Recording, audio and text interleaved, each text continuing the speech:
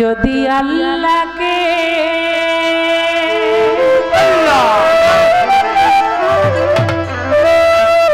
পেতে চায় মন,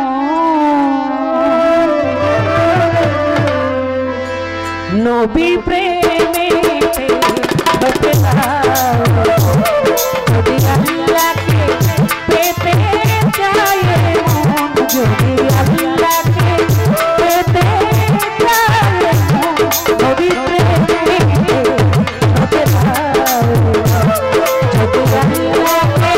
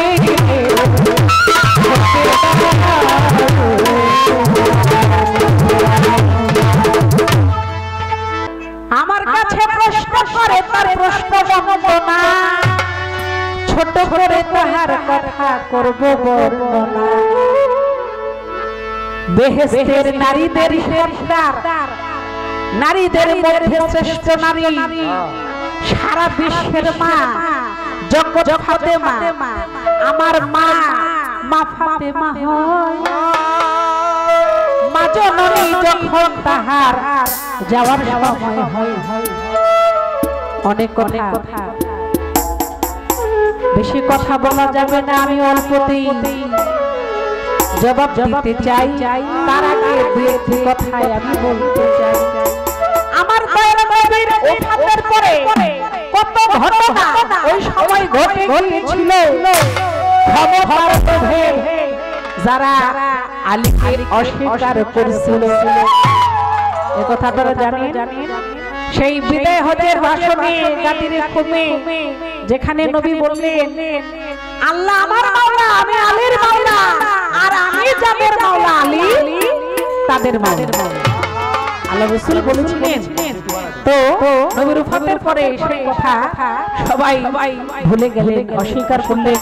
এমনি করে ক্ষমতার লোভে ক্ষমতা আবু বকর সিদ্দিক, তারপরে ওমর, ওসমান, এরপরে মাওলা আলী আসলেন ক্ষমতায় অনেক পরে। কিন্তু আবু বকর ক্ষমতায় আসার জন্য ওমর এবং আবু বকর দুজনে যে চক্রান্ত করেছিল এটা অনেকেরই জানা। যাই হোক, তো আরো অনেক কিছু ঘটেছে। তো আমার নবীর ওফাতের যখন সময় হলো, নবী চলে যাবে, বিদায় নিবে, সবাইকে ডাকলেন একান্ত যারা ঘরের ঘরে। এই কথা বলেন ভাই আমার নবী তার একান্ত যারা পরিবার বর্গ, মা ফাতেমা, মাওলা আলী, ইমাম হাসান হোসেন, তো সেখানে আমার মা ফাতেমা অনেক কান্নায় জর্জরিত ছিল, কান্না করতেছিল। ইশারা করে আমার নবী হুজুর পাক সাল্লাল্লাহু আলাইহি ওয়াসাল্লাম বললেন, সেই ইশারায় মা ফাতেমা কানের কাছে গেলেন, বলল যে আমি ওফাতের পর্দা নেওয়ার 6 মাস পরে কিন্তু তোমার সাথে আমার দেখা হয়েছে, তুমি কান্না করে। আমার মা ফাতেমা ধৈর্য ধারণ করলেন। তারপরে যখন তার সেই সময় ঘনায় আসলো, তখন মা ফাতেমা এমন অসুস্থ হলেন, তিনি মাওলা আলীকে বললেন যে আমার সময় হয়ে গেছে, আমি তো বেশিক্ষণ থাকবো না, চলে যাবো, তবে আমার দেহটা যেন অন্য মানুষ না দেখে। দলিল ভাবে আছে, যেটা আমি জেনেছি এটাই আগে বলি, আর আমার ভাই যেটা বলেছে সেটা আমি বলবো, তারও ব্যাখ্যা আছে। তবে বেশি রাবিগণ এটাই ব্যাখ্যা করেছে যে মাওলা আলী একাই তিনি মাটির মধ্যে শোয়াইছে, তবে মাওলা ইমাম হাসান, ইমাম হোসেন তাদের সঙ্গে ছিল, তার সঙ্গে ছিল। মাওলা আলী একাই মাটির মধ্যে নামাইলেন, মাওলা ইমাম হাসান মাওলা ইমাম হোসেন সঙ্গে ছিল। কারণ মা ফাতেমার নির্দেশ ছিল যাতে আমাকে কেউ না দেখে, এবং সেই যে আরো যারা ছিল তাদের প্রতি মা ফাতেমার দুঃখ ছিল। দয়াল নবী ওফাতের পরে যা মাওলা আলী মা ফাতেমার সাথে হয়েছে, এগুলা বলতে গেলে অনেক রকমের কথা সৃষ্টি হয়ে যাবে, আমি কথায় যাব না। হ্যাঁ তো যার কারণে মা ফাতেমা তাদের প্রতি খুব রাগ ছিল, ওমরের প্রতি রাগ ছিল, আবু বকরের প্রতি রাগ ছিল, যার কারণে তাদের প্রতি এত কষ্ট ছিল তার। তিনি নবীর কন্যা তো, কিন্তু তার কষ্টটা সেভাবে দেখাইতে পারে নাই, শুধু বলছে যে আমি পর্দা নিলে আমার জানাজায় যেন ওরা না আসে। তাই মাওলা আলী তাকে কবরস্থ করেছেন। তবে আরেকটা মতে যে বলল যে মাওলা আলী, ইমাম হাসান হোসেন তিনজন, তাহলে আবু জার গিফারির কথা এখানে কেন আসলো? আসলে কারণে ইসলামের জন্য আবু জার গিফারির অনেক অবদান রয়েছে। কারণ দয়াল নবীর ওফাতের পরে কিন্তু অন্যেরা যা করছে আলীর সাথে, আবু জার গিফারি সেটা করে নাই। সবচেয়ে বড় কথা হলো আবু জার গিফারি মাওলা আলীকে ভালোবাসতেন, নবীর পরিবারকে ভালোবাসতেন। আল্লাহ রাসূল শাহী বিদায় হজে বলেছিল, হে আল্লাহ, আজকে তুমি সাক্ষী রাখো যে আলীকে আমি ভালোবাসি আর আমি আলী আপনাকে ভালোবাসে, আপনিও আল্লাহ আলীকে ভালোবাসেন। তাই আজকে আলীকে যারা ভালোবাসবে আল্লাহ আপনি তাদের ভালোবাসেন, যারা আলীর সাথে শত্রুতা করবে আপনিও তাদের সাথে শত্রুতা করবেন। তাহলে নবীর মতটা, নবীর চিন্তাটা এরকম ছিল। তাই আমি বলবো যে সেই অবস্থায় একমাত্র ওই সময়ে, কঠিন সময়ে আবু জার গিফারি মাওলা আলীর পাশে ছিল, মা ফাতেমার পাশে ছিল, যার কারণে সেই সময়টা, সেই লগ্নটা শুধু একমাত্র আবু জার গিফারির ভাগ্যেই হয়েছিল। আমি চেষ্টা করলাম অল্প কথা আপনার কথা করার জন্য। আর যেহেতু আমার যা কথা ছিল তিনি তো জবাব দিয়েছেন, তো এবার আমার সেই আদেশের গানটা আমি গাবো। তো তার মধ্য থেকে আমি ছোট্ট করে একটি প্রশ্ন ওনার কাছে করতে চাই যে এই বেলায়েত একজন পেয়েছিল মারামারি করে। আমি জানতে চাই বেলায়েত তো সাধনার ব্যাপার, মারামারির মধ্যে আবার এটা বিষয়টা আসলে কি? মারামারির কি প্রয়োজন ছিল? কে করছিল? কার সাথে? কেন করছিল? মূল বিষয়টা কি? ছোট করে একটা প্রশ্ন আপনার কাছে রইল। এবার আমি সেই গানটি গাওয়ার চেষ্টা করি।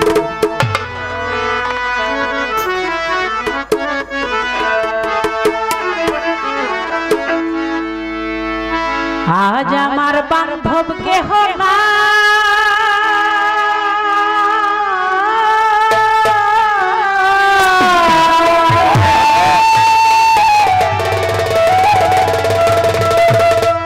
আব্দুল্লাহ শাহ তুমি বিহনে